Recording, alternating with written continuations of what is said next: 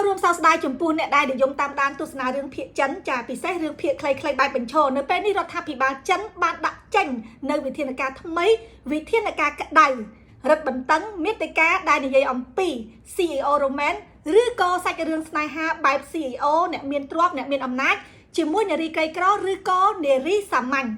អាញាធរចិនយល់ថាការផលិតមាតិកាបែបនេះគឺធ្វើឲ្យមនុស្សមានការរំពឹងទុកខុសអំពីស្នេហានិងទ្រព្យសម្បត្តិដែលវាផ្ទុយចេញពីការពិតពេក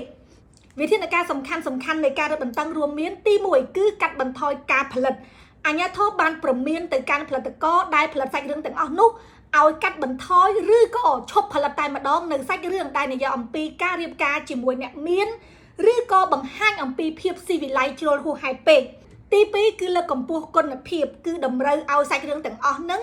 ត្រូវតែបង្ហាញអំពីតថភាពពិតនៃសង្គមនិងជៀសវាងនឹងការប្រើប្រាស់ពាក្យផ្សព្វផ្សាយបែបបំភ្លើសកន្លងមកការរឹតបន្តឹងនេះគឺគេបានអនុវត្តរួចមកហើយដោយមានសាច់រឿងជាង 25,000 សាច់រឿងត្រូវបានលុបចោលដោយសារតែមានខ្លឹមសារមិនសមរម្យនិងប៉ះពាល់ដល់គុណតម្លៃនៃសង្គមទោះបីជាឧស្សាហកម្មភាពយន្តខ្លីនេះគឺរកប្រាក់ចំណូលបានរាប់ពាន់ម៉ឺនដុល្លារក៏ពិតមែនក៏ប៉ុន្តែអាញាធរចិនបារម្ភថាការរីករាលដាលនៃសាច់រឿងបែបសម័យคล้ายទៅជាអ្នកមានឆាប់ឬក៏ភ្លាមអាចជាឥទ្ធិពលមិនល្អទៅដល់យុវជនជាពិសេសគឺនៅចំពេលដែលសេដ្ឋកិច្ចហ្នឹងកំពុងតែជួបសម្ពាធនិងបញ្ហាអត់ការងារធ្វើ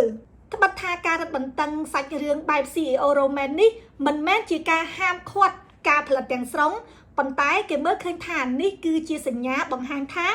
ដ្ឋាភិបាលចិននឹងចូលមកគ្រប់គ្រងមាតិកា Digital កាន់តែតឹងរ៉ឹង